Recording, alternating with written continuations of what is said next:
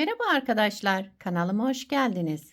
Bugün şöyle güzel ince bir ipim var. Bununla güzel bir model başlayacağız. Şöyle ince bir ip. Modelimiz oldukça güzel, kolay, ajurlu bir model. Umarım siz de beğenir, benimle yaparsınız. Kullanacağım şiş 3 numara. Yapım aşamalarına geçmeden önce kanalıma abone değilseniz abone olup videolarımı da beğeniyorsanız beğeni yapmayı, yorum yapmayı, beni desteklemeyi unutmayın arkadaşlar. Şimdiden hepinize teşekkürler. Dilerseniz yapım aşamalarına geçelim. Şöyle ilmeklerimi çıkardım, hazırladım. Bu model için ilmek sayısı 9 ve 9'un katları artı 2 olması gerekiyor. 2 sırada haroşa lastiği yaptım. Şimdi onun üzerine modeli kurmaya başlıyorum. Modelin birinci sıra ön yüzündeyim. Kenar ilmeğimi örmeden aldım. Kenar ilmeğinden sonra bir ilmek düz ördüm. Daha sonra sıradaki 2 ilmeğimi sağa doğru kesmek için yerlerini değiştirdim ve düz örerek sağa doğru kestim. Devamında bir artırma yaptım. Bir ilmek ters ördüm. Bir ilmek örmeden aldım. Tekrar bir ters ilmek, bir artırma, 2 ilmeğimi sola doğru düz örerek kestim. Bir ilmek düz ördüm. Buraya kadar bir kez kurduk modeli bakın. Şimdi yine aynı şekilde bir düz ilmek, 2 ilmeğimizi sağa doğru keselim. Düz örerek önce ben yerlerini değiştirdim. Sağa doğru kestim. Devamında bir artırma yaptım. Daha sonra bir ters ilmek, bir ilmek örmeden aldım. İpim arka tarafta. Tekrar bir ters ilmek, bir artırma, sıradaki 2 ilmeğimizi sola doğru düz örerek kestim. Bir düz ilmek ördüm. Kenar ilmeğimi de düz örerek sıramı tamamladım. İkinci sıra arka yüzündeyim. Kenar ilmeğimi örmeden aldım. Arka yüzünde ilmeklerimizi, düzlerimizi düz, terslerimizi ters örüyoruz. Bakın kenar ilmeğinden sonra 3 ilmek ters, şu artırma yaptığımda ters. Daha sonra bir düz, bir ters, örmeden aldığım ilmeği ters örüyorum arka yüzünde. Tekrar bir düz, şöyle 6 ters. Ortada 6 tersimiz var. Kenarlarda 3 ters.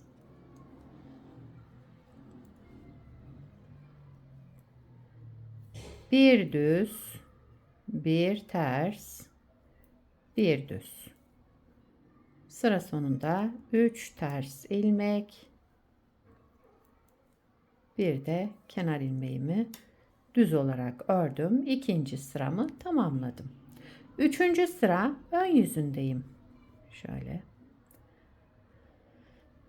Üçüncü sıra ön yüzünde kenar ilmeğimi örmeden aldım. Şimdi sıradaki 2 ilmeğimi sağa doğru keseceğim. Onun için ben önce yerlerini değiştirdim. Öndekini arkaya, arkadakini öne. İkisini bir düz örerek sağa doğru kestim. Devamında bir artırma yaptım. Sıradaki ilmeğim düz. Düz ördüm. Bir ters. Bu düz olan ilmeğimizi örmeden alıyoruz.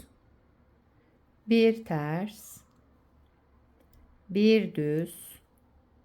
Bir ilmek artırma yapalım. Sıradaki 2 ilmeğimizi düz örerek sola doğru keselim. Tekrar sağa doğru keseceğim sıradaki 2 ilmeğimi. Sağa doğru kestim.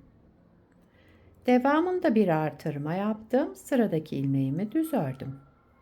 Bir ters ilmek ördüm.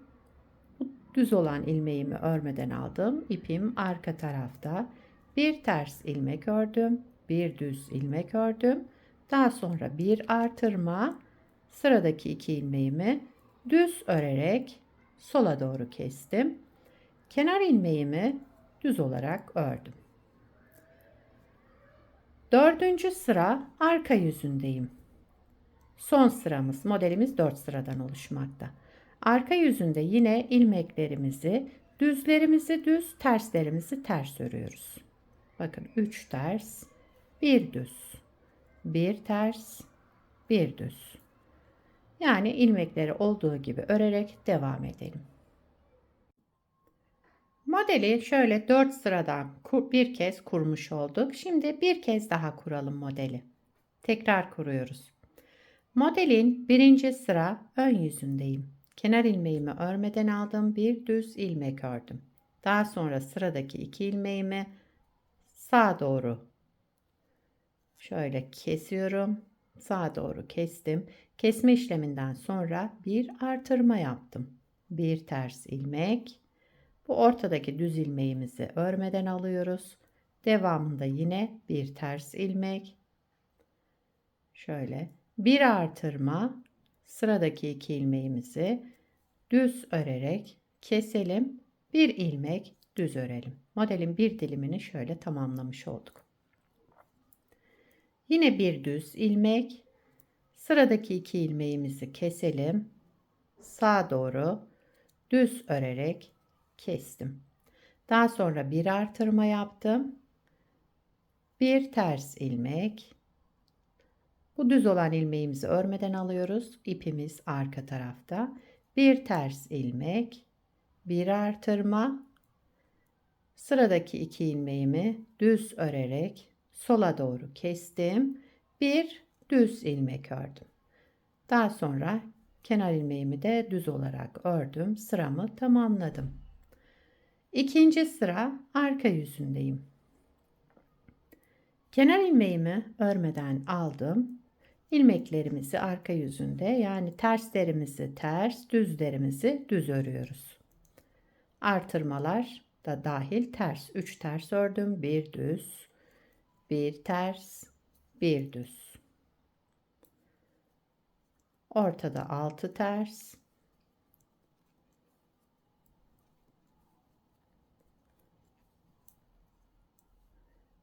Bir düz, bir ters, bir düz.